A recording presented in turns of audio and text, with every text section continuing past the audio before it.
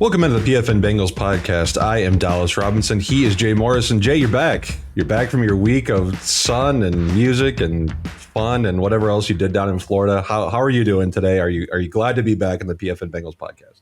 I'm a little confused. I was like, did I step into the wrong podcast? Is this a Bengals podcast or is this one about Da Bears? How'd you grow that mustache so fast? How long was I gone? 10 days? It began as a shaving mistake. Like I messed up on the beard a little bit, and then it's like, well, God, I gotta make it even out now. And then it's like, you know what? It's summer. I can do whatever I want. I can try something out if I want. And then I remember I do have to be on camera for the show once a week, and kind of was a little bit scared once I realized that. But we'll try it out for a little bit. Maybe it'll become a temporary Da Bears podcast, but we'll still do Bengals for now. I'm thinking next week's show we need to do like the 10 best facial hair Bengals players of all time. I love it. That sounds like something that could be right up our alley. We were just talking about before the show that the Joe Burrow long hair viral pic that's gone out there. So anything facial hair or hair related seems like it's doing pretty well for the Bengals right now. Yeah, I mean, news media outlets were actually calling the Bengals asking if that was real. I don't understand the fascination with that. And obviously, I mean, it's not like he just showed up. He's been there for a couple of weeks. I mean, yeah, you grew that mustache pretty fast, but nobody's hair grows like that. Like we've seen pictures of Joe Burrow from a week earlier. I don't know how that went so crazy viral, but yeah, it's obviously fake. I will admit I did do a little double checking just to make sure that that's not what Joe Burrow was looking like, but it turns out it was not real. Today we're going to talk about the Bengals schedule. Now we know this came out about a week ago, but we're just now getting our chance to kind of talk about this. Bengals have the fourth easiest schedule in the NFL per Pro Football Network's strength of schedule metrics. So that's the benefits of coming in fourth place in your division. You don't have to play the other first place teams in the AFC. You get a little bit of a reprieve. They're going to travel the second fewest miles of any team in the entire league next year. That's a pretty good plus. I mean, save all that extra wear and tear on your bodies of times on the plane and times on the road. I think that's a plus. The one downside, I think, from this schedule, Jay, is 3 short road weeks. And I think ESPN's Brian Borg said only 2 other teams in the league have 3 short road weeks. And it's only 2 other teams have had more since 2002. So that's kind of the one negative aspect is they're going to have a short turnaround here in a couple different weeks, couple different areas of the schedule. But overall, I think if the Bengals we knew who the opponents were going to be, obviously, since the end of the season. But how everything is scheduled, how it's kind of laid out, I think if the Bengals are looking at this, it's pretty positive overall in terms of how the schedule is laid out. Late bye in week 12 is probably better than early bye. Overall, I think if you're a Bengals fan, you got to be happy with how the schedule turned out. Yeah, I mean, it starts and ends with those first 4 games. Week 2 going to Kansas City is tough, but I think if you're going to go to Kansas City anytime early in the season is the time to do it, because it does seem like they stagger out of the gate a little bit. There'll be a little bit of that Super Bowl hangover. They can really get things going at the end of the year. Rashee Rice is probably going to be suspended for that game. And then you look at the other 3 games there, and they're all against teams with either first-year head coaches or rookie quarterbacks or both. I mean, that's 3-1 feels like the floor for this team to start the season. And when you look at how the seasons have started the last few years, I think that is what really jumps out. And the one other thing you were talking about were the short weeks. I'm trying to remember who it was. I'm drawing a blank, but it was put out there that there are 5 games that the Bengals will play this year where their opponent is on more than 7 days rest. That is a bit of a disadvantage as well. I think it was the 3rd most of any team in the league that has that kind of disparity in rest. So yeah, you always know who the opponents are, but where they slot, where the primetime games are, where those Thursday games are, 2 Thursday games for the first time in franchise history, all that kind of plays into it. But you can talk strength of schedule all you want in May, and then by October, November, it looks totally different because teams are going to be better than you expect, and some teams you expect to be great are going to fall off. So we'll see how it goes. But I think this is, all things considered, this worked out to be a really favorable schedule for this team. Let's get into it here and go game by game. Like you said, we're months away from the start of the season. There's going to be injuries. There's going to be tons of other stuff that happens that affects this, but still think it's a worthwhile exercise to go through these games and kind of see what we think, at least here at the end of May. So let's just go through the schedule week by week, game by game, and see what we think. Week 1 versus New England Patriots. Will it be Jacoby Brissett? Will it be Drake May under center? One of those teams that you mentioned, Jay, that's got a rookie head coach and Gerard Mayo. Bill Belichick is gone. How do you see week one turning out with the Patriots coming to town?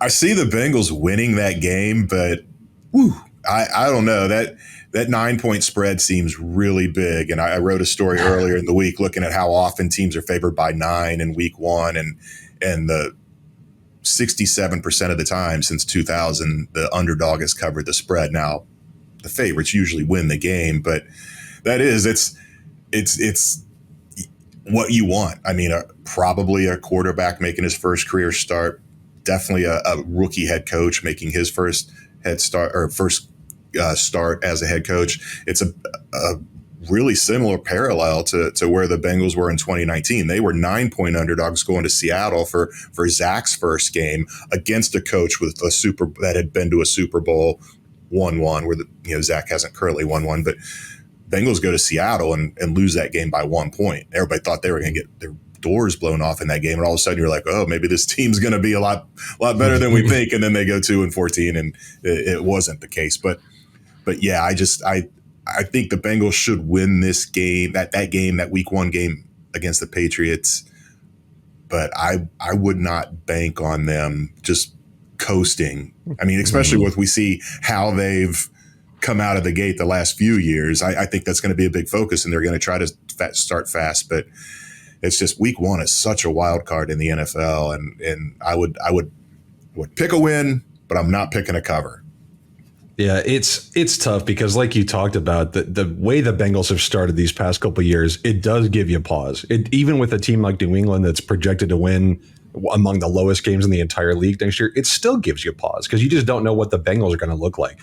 From a talent perspective, the Bengals are far, far ahead of New England Patriots, like far.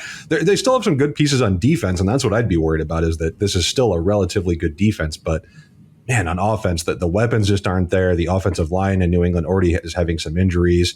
If it's Drake May under center, his first NFL game, it just there's too many advantages I think the Bengals are going to have in a home game to think that they could drop this game. Is it possible? Of course, anything's possible in the NFL, but the talent gap I think is so disparate that it would surprise me if the Bengals drop this game. So I'm going to give a win for this one, but cautiously on that one, I think. Yeah. In week two, I think it's a little bit different of a story. Now, I'm going to be traveling to Kansas City to face the Chiefs. Probably the biggest game, arguably, on the entire schedule. And we can talk about whether, would it be more fun to have this at the end of the season, what it might mean a little more. But I think it's kind of exciting to have it moved up in the schedule as opposed to later like it's been in past seasons. So I think getting this game in week two is going to be pretty fun. And like you mentioned, Rashee Rice probably not going to be out there for the Chiefs. The Chiefs could be working in a new left tackle. They really don't know who's playing left tackle right now. They've got some questions. For me, I still think it's going to be tough, though. I think going in and playing Patrick Mahomes, I know he's going to have to come off playing the Ravens in week one, but it's just going to be such a battle going in to Kansas City, trying to play the Super Bowl defending champions. I've got this as a loss, but I could easily see it as a win. We all know how these Chiefs-Bengals games are. It's going to come down to the last second. I think we know that. But I'm going to put this as a loss. Jay, what do you have? I'm picking a win here. I mean, they went to Kansas City and had a lead in the fourth quarter with Jake Browning at quarterback. They went to Kansas City the year before and, were a bad penalty away from going to overtime in the AFC Championship game. They won the AFC Championship game the year before in Kansas City. I don't think that there's any mystique or aura. I really think, and just the history of the Chiefs with these slow starts, and this is one of those games where their opponent's coming off a longer than a week rest because the Chiefs will open the season on Thursday night against Baltimore, so they're going to have 10 days to get ready for the Bengals. I don't know. I think this is it. If the Bengals lose to the Patriots, there's going to be all kinds of pressure on this game. I don't think that's going to be the case. And I think they've got a really good chance. It's currently 4.5 point spread. I think that's going to shrink by the time we get to this game. And I'm going to pick the Bengals to win this game. They are the team that matches up best with the Chiefs. And if they get that win in week one and kind of get that monkey off their back with the slow starts, I think you can really see this thing start to roll. I definitely think you could too, because we go into week three It's a Monday Night Football game. It's prime time. It's a home game, but it's against another probably rookie quarterback. Yeah. We're expecting Jaden Daniels to start for the Washington Commanders. They have Marcus Mariota, but everyone thinks Jaden Daniels is going to start. You're playing another game here against a team that's not expected to win that many games next year in the Commanders, that had struggles last year. It's got a lot of holes on both sides of the ball. And we just found out today it's going to be Ring of Honor night, right? So This is the night that the Bengals are going to induct 2 more members into their Ring of Honor. So we got the list today of the candidates and the nominees to go in. We've got Jim Breach, James Brooks, Chris Collinsworth, Corey Dillon, David Fulcher, Tim Crumry, Dave Lapham, Max Montoya, Lamar Parrish, Bob Trumpy, Reggie Williams. From a game perspective, I think the Bengals should easily win this game. Jay, who among these candidates for the Ring of Honor, like who do you like getting in here? Now, I'll admit, I think the only one of these players I was alive to see was Corey Dillon. Who among these guys do you think will get into the Ring of Honor? Who do you like? This is like the first time where it's really been a big question. Yeah, it seems in the past years since they've started this, you kind of knew who the guys were going to be. I don't know. This one's tough. I think Corey makes the most sense, but the way he came out and spoke against the organization last year, maybe that lit a fire under the fans, and they're like, yeah, he's right. They do need to do more, and this is ridiculous that he's been overlooked, and kind of amending of fences. Corey's 49. This game will be just a couple weeks before he turns 50. That would be a hell of a gift for a 50th birthday present. I think he's probably most deserving when you look at resume. Anyhow, it's just that adversarial relationship. But I'm going to lean towards him. And then they kind of have the newer era, older era thing going now. So which of these older guys? And I don't know. I mean, Dave Lapham needs to be in. Just what he's done as a broadcast. He is Mr. Bengal. He had a good career. Was it a Ring of Honor type career? I don't know. It's hard to judge those offensive linemen. Get away from the Munozes and those type. He is really popular. He's also kind of polarizing. Some people don't like his exuberance in the booth. So, but he's got the name recognition, and that's a lot of this comes down to the popularity contest. I don't know. Lapham. I think Bob Trumpy. He's the oldest guy on this list, and I think Bengal fans still might be a little stung, disappointed, however you want to put it, about Ken Riley going into the Hall of Fame and the Ring of Honor posthumously. I'm not signing Bob's death warrant or anything, but it's just what it is. 79 years old. He's getting up there. He's the oldest guy on there. He's certainly deserving. He was very popular back in the day because he went into broadcasting, but some of the younger fans now may not even remember him as a broadcaster, let alone a player. So I would put those two as and Collinsworth. And I was going to say Collinsworth has such the easily of all these guys the biggest profile now among these guys. So Bengal fans hate him. I mean, they they expect him to be a homer. I don't think they. I think he does. He's one of my favorite announcers. If Bengal fans just cannot I won't say all Bengals fans, but a lot of Bengals fans can't stand him, and it's puzzling to me. But I do wonder if that would work against him in the vote. So if you're talking deserving, he might be a little bit ahead of Trumpy and Lapham for what he did on the field. But again, it is a popularity contest. I'm gonna pick Corey Dillon and Dave Lapham. I think those will be the guys that go in. I think that makes a lot of sense. Yeah. And that'll be a fun night too. It's always a fun night when we get to see that happen. So that'll be great. For game results, you have this as a win against Washington? Yeah, I do. Yeah. Okay. Easy. Just the atmosphere. It might be a whiteout. They could do the Stripe the Jungle thing again. Yeah. They did it last year. It was on a Monday night against the Rams. The first 2 times they did it almost a Thursday night. There's an even more electric atmosphere when it's Monday versus Thursday. I don't know why, but I do. I think it's going to be a great atmosphere. The weather's going to be nice that time of year. That's one of the games I'm really looking forward to this year. Week 4, another home game against Carolina. Again, another team where Oh, is it? Oh, yeah, it is. It is at Carolina. You're right. So even still, another team where it's hard to see the Bengals not pull this out. I mean, I think the Panthers have the lowest win total of any team in the league, 4.5. I mean, I'm not sold on Bryce Young. I know they made a lot of roster improvements, but Again, anything can happen, but it's almost impossible to sit here on May 22nd and say the Carolina Panthers are going to beat the Cincinnati Bengals in week 4. It's hard to even get to that realm of possibility for me. Yeah, this is another one. This is one of the biggest point spreads on the Bengals schedule, and it's the only reason it's not the biggest is because it is away. But I think this will be a pretty easy win. Another rookie head coach. I don't know. I don't even know the Panthers roster that well, but I know it's nowhere near what the Bengals is. So that's what I'm saying. This is 4-0 is definitely on the table, and 3-1 feels like the floor. Absolutely. So you've got them at 4-0 through 4 weeks, right? And I've got them at 3-1, but again, could see 4-0. Second quarter of the season, week 5 versus Baltimore. First divisional game of the season. I've got this as a win. It's a home game. Ravens are changing defensive coordinators. Mike McDonald, I think, was probably the best defensive coordinator in the NFL last year.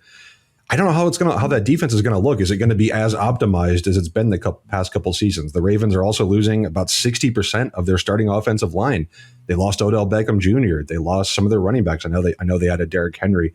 This is a team that lost a lot over the offseason. And I think Baltimore is due to take a step back for this specific game because it's at a home game for the Bengals. I'm going to give the Bengals a win. But again, these divisional games, who knows? They're always such toss-ups. The Ravens and the Bengals always play close games, but with it being a home game, with the kind of offseason changes that the Ravens have had, I'm going to give the Bengals a win at home here in week 5. Yeah, I'm going the other way. I think this is a loss. If they're 4-0, they're feeling themselves a little bit, and the Ravens just are a problem for the Bengals. I know they've had some changes, but this secondary is expected to be better this year, but week 5, it's still going to be kind of trying to come together. And you look back a couple years ago and the Ravens were resting everybody in week 18 and they nearly beat the Bengals. And in a wild card game, they come in, still no Lamar. They almost win that game. Sam Hubbard rescues them with the Hubbard yard dash.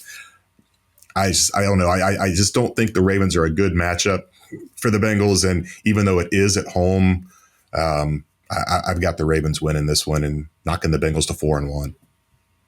Week 6, we get the second primetime game of the season for the Bengals. They're traveling to New York to play the Giants. Again, another team that I think the talent level is not there, but it's a road game. It's a primetime game in a big city, in a big format. What are you thinking for week 6, Jay? Yeah, I've got that as a win, especially coming off the loss to the Ravens. I think that everybody resets, and the Bengals got off the schneid last year with they ended that streak of primetime road losses, which was, I can't remember now, it was so mammoth, but they went to Jacksonville and won that game and got that off their back. So I think they go to New York and win that game. I don't want to say handily, but I wouldn't be too worried about that one if I was a Bengals fan. Yeah, I'll say handily. I don't think the Giants are going to be very good. Like I almost wonder if this could be, you start to talk about benching Daniel Jones already. Yeah. Like if this game is a disaster for the Giants, like they signed Drew Lock for a reason. I wonder if this is the time when they turn things over. Week 7, another divisional game at Cleveland. I've got this one as a loss. I think that the Browns just talk about bad matchups for the Bengals. The Browns always feel like they're a bad matchup for the Bengals. Myles Garrett is the reigning defensive player of the year. I think he's the best defensive player in the NFL now that Aaron Donald is no longer in the NFL. I think that's going to be a big issue. I think that defensive front is going to be a big issue for the Bengals, despite the improvements they've made to their offensive line.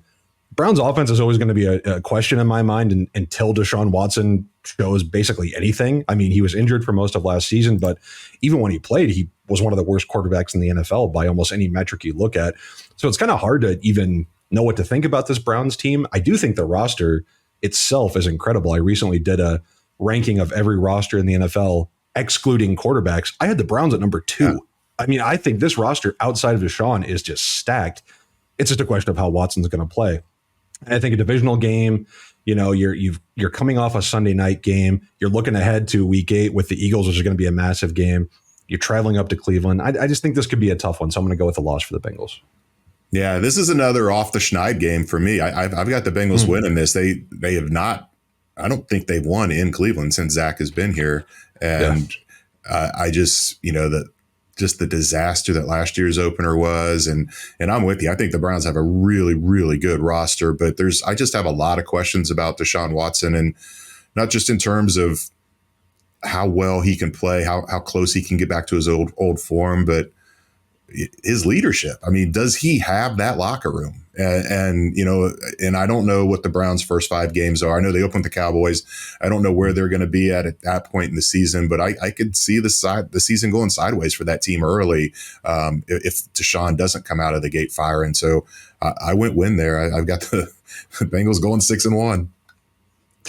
Week 8, another very tough game against the Philadelphia Eagles.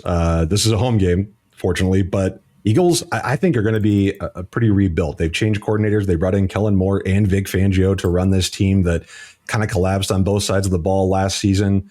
What do you think about Week 8 at Philadelphia versus Philadelphia, Jay? Is this a win? Is this a loss? What do you think? No. I'm going tie. I mean, 2 of the last 4 times they played the Eagles, they've tied. I think they match up really well. And it's been a long time since the Bengals have had, well, not a long time, but it was Burrow's rookie year when they went to Philadelphia. I'm picking a tie in this game. I just think it's a great matchup. And our friends from Bengals UK are coming over for that game. And the people in the UK very familiar with ties. I'm going to go with the wild card here and go pick that as a tie. Okay. I didn't know that we were going to go off the board here with a tie. Okay. I should have seen that coming. You're coming off for a week vacation. You're feeling yourself. You want to go with a tie. Okay. That's fine. I can accept that. Wait, didn't they tie no, they didn't tie the Eagles a couple years ago, did they? Yeah, in 2020 they did. Yeah, they did. Yeah, that's right. When Wentz was the quarterback, yes. And then in 2018, this has happened before. 2008, they tied him when Donovan McNabb didn't know the rules. He thought there was going to be a 6th quarter. That's right. Yeah, that's the one I was thinking of. Yeah. That was way back. That's right. Yes. Okay. No, I like that call. I like that a lot. So, okay. Week 9 versus Las Vegas. Wait. Did you go win or loss in that game? Oh, I said loss. Loss. Okay. Yeah. Okay. Yeah. I think. I really think the Eagles are going to be really good. I think they're going to be rebuilt. I like what they did this offseason. I think I might pick Bengals Eagles for my Super Bowl pick. I really do. I think this might be a Super Bowl preview. Week 9 against the Raiders, another home game.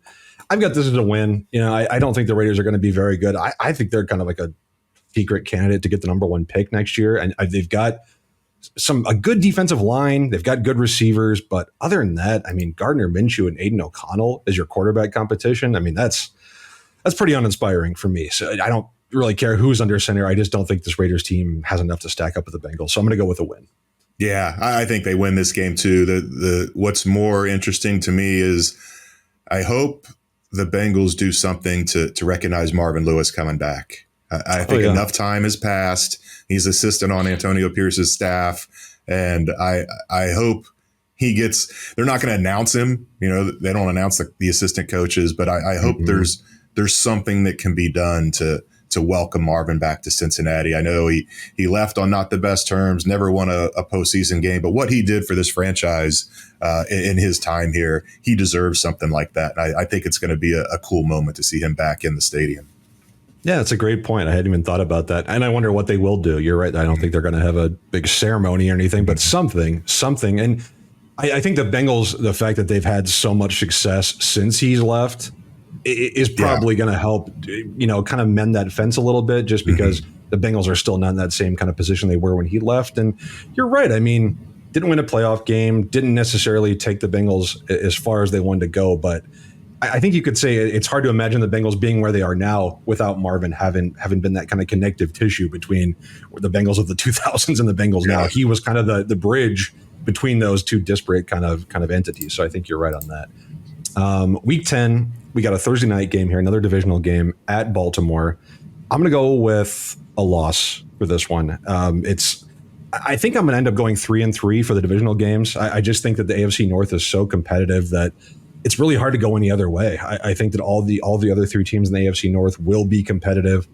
I think the Bengals are probably the best team of that group, but it's just kind of hard for me to pick anything other than 500 in a division where I think every team is going to be really battling for it each and every week. So I'm just going to go with a loss on this Thursday night game, but again, could see it going either way. Yeah, I'm going loss too here. They get swept by the Ravens. It's hard.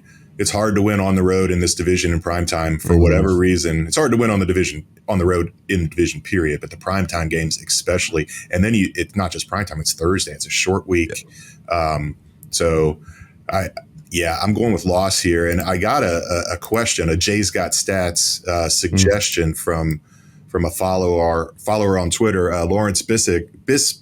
Sorry, Lawrence, sorry to mess up your name there, but Lawrence Bissig sent this to me. And since Joe Burrow got here in 2020, Bengals primetime games against division teams, the home and road split is ridiculous. They've had 4 of those games have been on the road. There was supposed to be a 5th against the Steelers that got flexed.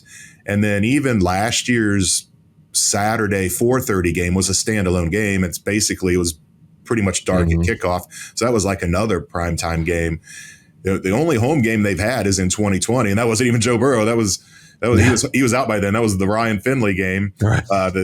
So that I went and looked what is the disparity for other teams, and the Bengals have a beef. They don't have the biggest beef, but they have a beef. 1-4 in terms of home versus road games in primetime against division. The LA Rams have 1 home game and 5 road games in that stretch. And it's going to go to 1-6 this year because they play at the Niners. The Bengals at least get one. We haven't got to it yet, but they're going to get a home primetime game against the Browns. So they're going to go to 2-5. On the other side of things, the Packers they've have 7 home games against division opponents in primetime, only 1 road game. Now, they're evening up that this year. The league is they're sending them to Detroit, so it's going to be 7-2. The Ravens, the game we're talking about here, the Ravens have played 5 primetime games against division opponents since 2004. Have been at home. It's going to end up being 5 home, 1 road after they play the Bengals in this game, and then the Eagles 7 home, 2 road, and they get another home game this year against Washington. So that's going to be 8-2. So you look at there are some teams that have yet to play a home division game in primetime. The Broncos 0-4, but the Bengals being 1-4 and realistically could be 1-6. That's something that you would hope would get evened up here over the years. And maybe this is the start of it because it is 1 home, 1 away. Week 11, they're going to Los Angeles to play the Chargers. This game, I think, I'm not going to call it a trap game, but I do think the Chargers could be a little better than people think. The roster talent probably isn't there, but man, you've got Justin Herbert, you've got Jim Harbaugh, who's had success everywhere he goes in year 1.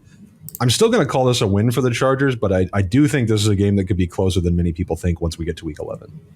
Yeah, I'm picking a Bengals win here. I wonder how strong the deja vu is going to be. It's going to be their first time back in that building since losing the Super Bowl, playing a different team, obviously. But,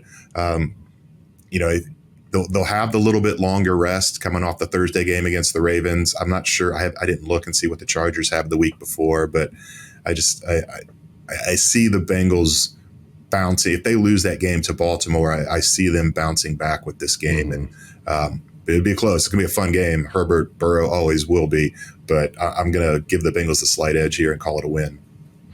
So at the bye, week 12 bye, I've got the Bengals at 7-4 through 11 games. Jade, what do you have? Are you at the same? What are you at? I'm at 8-3-1. No, 8-2-1, right? 8-2-1. Yeah, 8-2-1. The Ravens 8-2-1. Okay. The Ravens are the only 2 losses. Okay. All right. So now after the bye, week 12 bye, week 13, Bengals come back to play a home game against the Steelers. I'm going to go with a loss for this one. Again, just kind of on my thought of I think they'll go 500 in the division. I think they'll probably win at least one of these games against the Steelers between week 13 and 18. I think coming off the bye, with that extra rest, I think playing a team like Pittsburgh with extra rest, that they would have a very good shot to win this home game. But, stuff happens. Weird stuff happens during the NFL season. They're going to be looking at a huge Monday night game the following week against the Cowboys. Maybe this is a look-ahead week. I think the Bengals could potentially drop this game, so I'm going to go with a loss in week 13 to the Steelers. Yeah, I'm going to go with the win here, just being fresh coming off the bye. And again, if they've got swept by Baltimore, there's going to be all those questions about why can't you win in the division? 1-5 in the division last year, and that one win was basically a gimme exhibition game against the Browns. So I think there'll be a big emphasis. There's always an emphasis on every game, but I think they will be laser focused for the Steelers team. And I still don't know what the Steelers offense is going to look like, with who's going to be the quarterback at that time. And I've got the Bengals winning this one. Week 14, a road game, Monday night game against the Dallas Cowboys. I'm such a sucker for these cross-conference matchups. Like I just love these. Dallas, I think, could take a step back this year. They lost a lot of talent. They've got questions on the offensive line. You know, they're changing defensive coordinators. Old friend Mike Zimmer is with the Cowboys back in the NFL, leading that defense. I've got this as a loss. I think the Cowboys could be a decently good team despite the offseason losses that they had. Dak Prescott is just so good at the line of scrimmage. I think against a Bengals defense in the secondary that's still pretty young at the cornerback position, I think Dak Prescott could have a pretty good game. He's just the type of quarterback that can expose youth and inexperience and the kind of mistakes that the Bengals had in the secondary last year. He's just the type of quarterback that can exploit that type of thing. So I know this is going to be a big game. I think it's going to be a close game, but I do have the Cowboys going away with a win in Week 14. Yeah, same way. I've got the Bengals losing this game. They broke the streak, but it's still a road primetime game. I can't remember. I should have looked this up. I can't remember the last time the Bengals won in Dallas. And I do think that this could be a game where that NFC East is going to be tight down the stretch between them and the Eagles. And I just think this is going to be a gotta-have-it game for the Cowboys and maybe a little bit of a letdown for the Bengals coming off of a Steelers win. Week 15, another road game, the Brian Callahan Memorial Classic against the Tennessee Titans. What do you think against the Titans in Week 15, Jay? Yeah, the Bengals should win this. It's last year trip to Nashville was you just throw that out. Burrow wasn't himself, and I don't know. I don't know how good the Titans are going to be in year one. I think Brian's going to do a good job down there, but I think it's going to take a while to build, kind of like it did with Zach here in Cincinnati. So I think the Bengals should win this one pretty easy. Yeah, I'm excited about what the Titans and Brian are building, but I agree. I think it's probably not going to be this year, so I think that's going to be a win. Last primetime game of the season, Week 16, home game against the Cleveland Browns. I've got this as a win. I think in the last primetime game of the year, I think it's the AFC North could be pretty tight at this point in the season, Week 16, and not just the division, but the Bengals could be fighting for number one seed in the AFC potentially by getting down to these last few weeks of the season. Every game is going to be critical. I think this game against Cleveland is by far the most difficult of their final 4-game stretch here. We'll talk about these 2 season-ending games here in a second, but I think this game against Cleveland is easily the hardest game of their final quarter of the year. I just think they'll find a way to pull this one out. But by this time, we talked about, are the Giants going to bench Daniel Jones at some point? Maybe Jameis Winston is the Browns quarterback by Week 16. Like we don't know how Deshaun Watson's going to be playing by then, or if he'll even be healthy.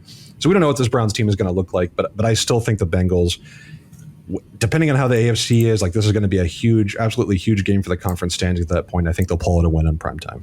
Yeah, and I do too. I think they win this because it is at home. It's tough sometimes playing on Thursday after a road game, but that road game's at Tennessee. That's a really easy trip. Browns are going to be coming off back-to-back games against the Steelers and Chiefs. They could be reeling at this point, and I think the Bengals win this one much easier than they win the game in Cleveland.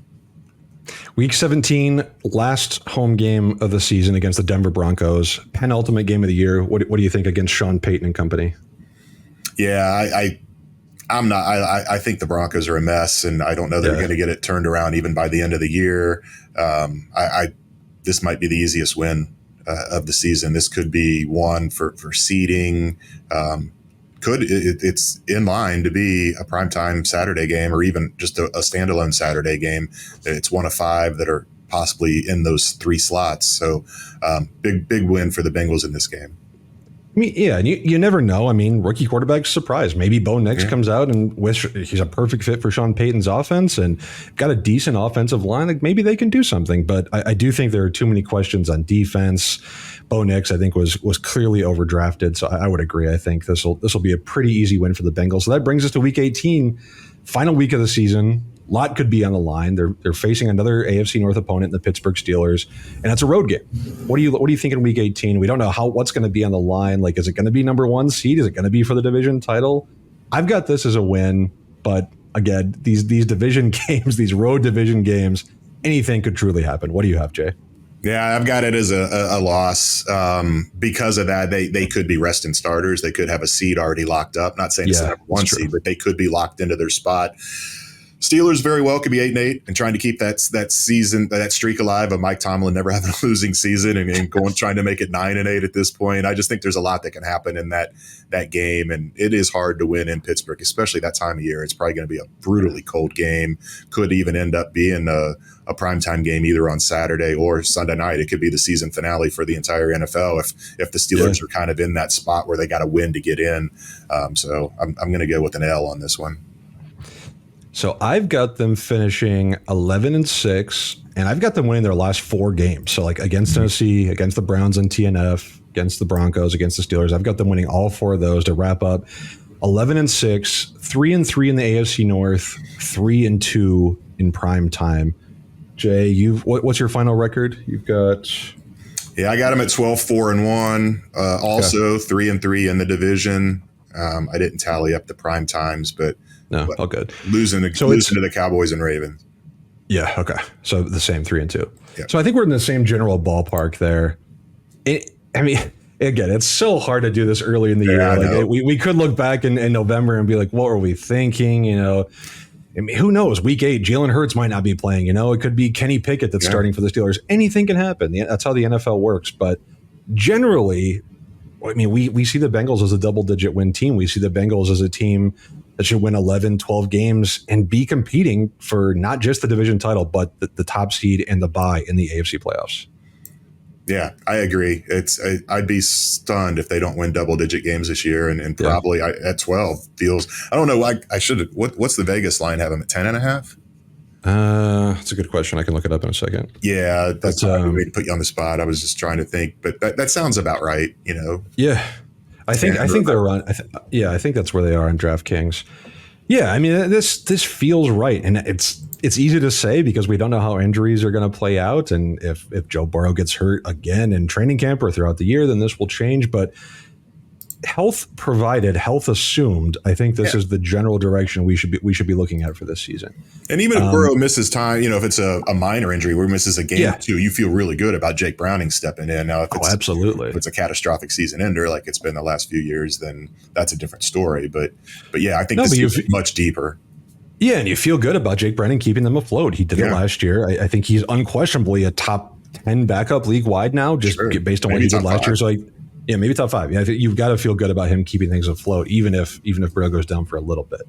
Let's get into some of our superlatives, Jay, and just go over kind of our favorite stretches and moments on this schedule. Biggest lock of the season. Is there one of these games that you just feel extremely confident that the Bengals will win, maybe cover too? Is there which of these teams do you just feel the Bengals have no problem with? Yeah, I wanted to say New England in the opener, but again, week 1 is such a wild card. I'm going to go to the complete other side of the schedule. I'm going to go with that Broncos game in week 17. Okay. I just can't see them losing the home finale. That I've had this stat in the past. Bengals have an unreal record in home finales through the years, even in their bad years. And again, last year didn't make the playoffs, but won the home finale against the Browns with the asterisk. But I think that Broncos game is absolutely the lock on the season. Okay, that was my number 1. My number 2, I would say week 4 at Carolina. I know it's a road game, but I just don't think the Panthers are very good. I really don't. And rookie head coach Dave Canales, like maybe he can do something. Yeah, he's revitalized Geno Smith and Baker Mayfield the past couple of years. Maybe he can do it with Bryce Young too. But I just think that the talent gap is so big. I'd be surprised if they lose that game. Biggest trap game. You know, there's always a trap game on the schedule, a game that the Bengals maybe overlook. Maybe it's because of travel, or maybe it's because of rest, or they're looking ahead to a division opponent. There's all sorts of reasons for trap games. I'm going to say my biggest trap game, I'm going to say week 9 versus the Las Vegas Raiders. And I think this is a team the Bengals should beat. I have it as a win in week 9, but it's coming off a big game against the Philadelphia Eagles in week 8. I think that's one of the biggest games on their schedule. In week 10, after the Raiders game, they're getting ready for a divisional game, a Thursday night game against the Ravens.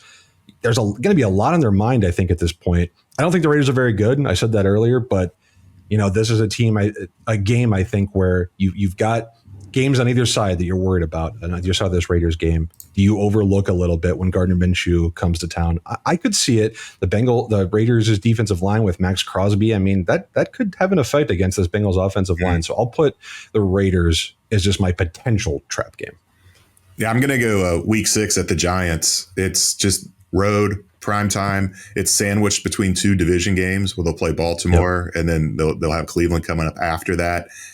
Giants were a playoff team 2 years ago. I know they really stumbled this past year, but I don't think that's that bad of a roster if they get the quarterback situation figured out, Daniel Jones improves, or whichever direction they go. I really do think that could be a trap game, especially if you are right and I'm wrong and they win that home game against Baltimore and they're 5-0 and they're really feeling themselves and they're going on the road in prime time. That could really be a trap game. I also had week 11 at the Chargers. I think they're playing Baltimore the week before on Thursday. They've got a week 12 bye. The Chargers, I think their win total is 8.5. So like they're actually maybe not this. Vegas doesn't think they'll be this like horrible team that a lot of people do, but I still think that could be considered something of a trap game in week 11. Toughest stretch on the schedule. We talked about there's a couple weeks where the Bengals are going to be playing teams with better rest, or the Bengals are going to be coming off short rest themselves. Is there a stretch in this schedule, Jay, that you think you could highlight as the toughest part of the schedule? Yeah, it's actually a 5-week stretch, but there's a bye in the middle of it. But still, that Thursday game at the Ravens, then the long trip to the coast to play the Chargers. You get the bye, but come back, you got Steelers, and then you go to the Cowboys for another primetime road game. I think that one is really going to be telling on where this team sits at the end of the year, how they do in those 4 games.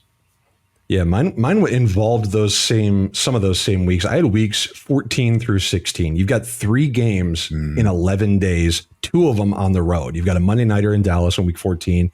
Sunday, week 15, you go play Tennessee in Tennessee. And then you come back home for a Thursday game against Cleveland. That's a lot of games against 3 teams. And regardless of what you think the Titans are going to be, I think Dallas, Tennessee, and Cleveland, those are 3 teams that are going to beat the crap out of you. Like those are going to be some physical games. 3 hard-nosed games in 11 days, I think, is going to be really, really tough. I think from a talent perspective, weeks 7 through 10, again, some of these same teams, you're facing Cleveland, Philadelphia, and Baltimore in a 3 out of 4 weeks. Three of the best teams in the NFL, in my opinion, right there. I think that's going to be a very, very difficult stretch for the Bengals. All of those, I think, could be season defining. Where the Bengals end up at the end of the year. It's going to be those little stretches, I think, that determine where the Bengals are at the end of the season. 2 more superlatives here we've got for you. Best road trip. Jay, I don't know what games you're planning to go to this year, if you're planning to travel to any of these far and away locations, but if you are, what would you list as the best road trip on the Bengals schedule?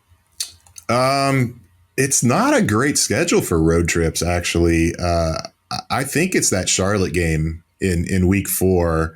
The weather should be beautiful in late September down there. Right near Charlotte is Asheville, a great city for breweries and just a cool city overall.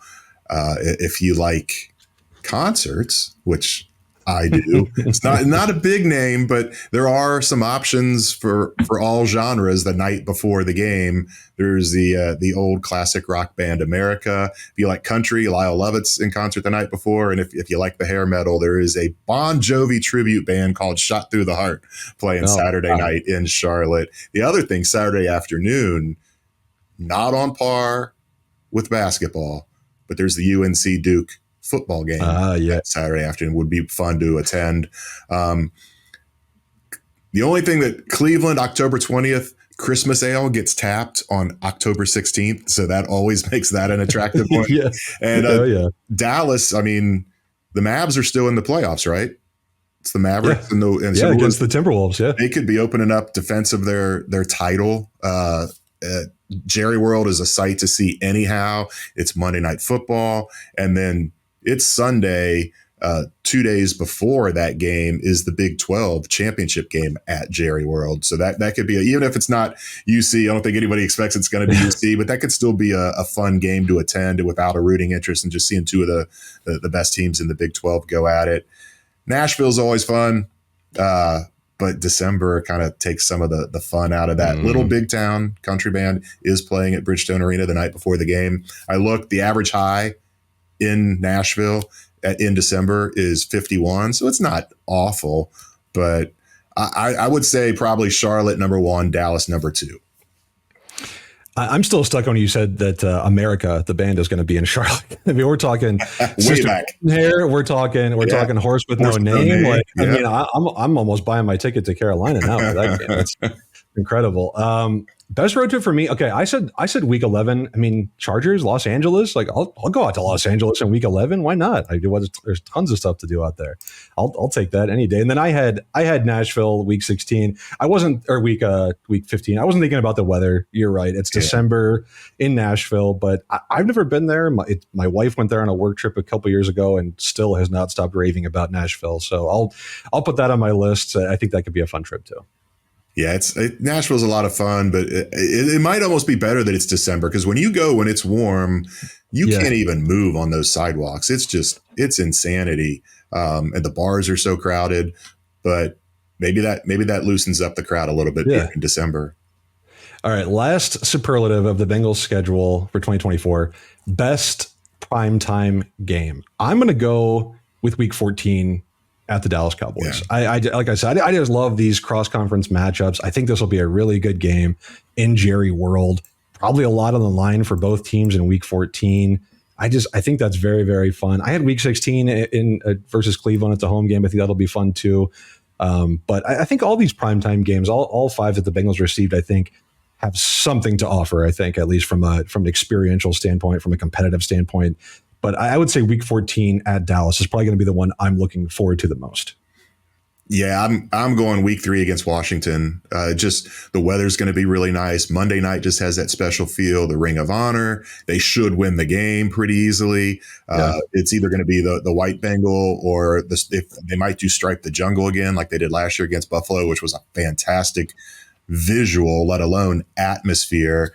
And I need to look this up. I'm going to give myself homework, but have 2 former Heisman Trophy winners from the same school ever squared off against each other in a game? Because if it's Jaden Daniels against Joe Burrow, history.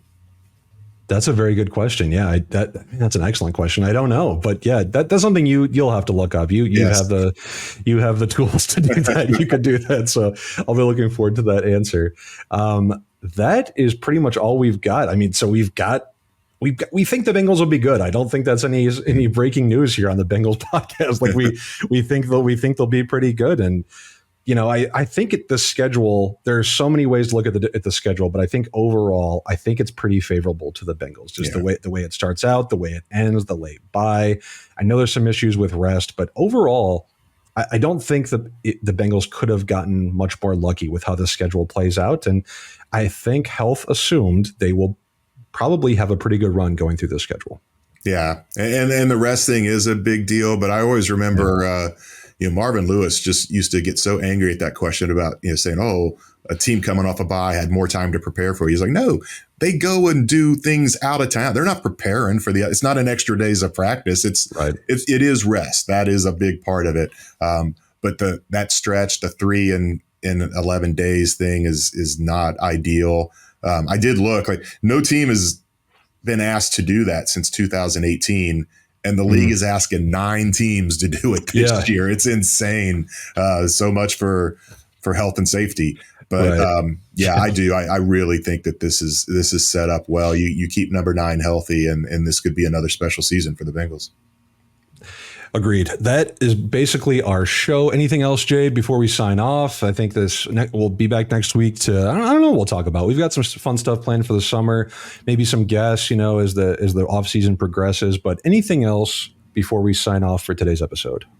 Nope. I think we've got the schedule laid out and planned, and looking forward to getting back with you next week. We'll have another OTA. We'll have the first OTA practice on Tuesday next week. So we'll have a little more to go off of instead of just watching guys run out routes on air and doing position drills. We'll see how much the Bengals embrace ramping up what they're allowed to do and kind of getting away from that country club atmosphere they've had the last few years. So there will be plenty of on-field stuff to discuss next week.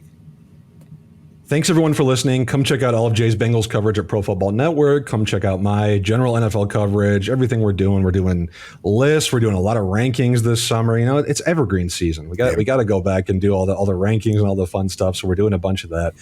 Come back next week and check us out on the PFN Bengals podcast.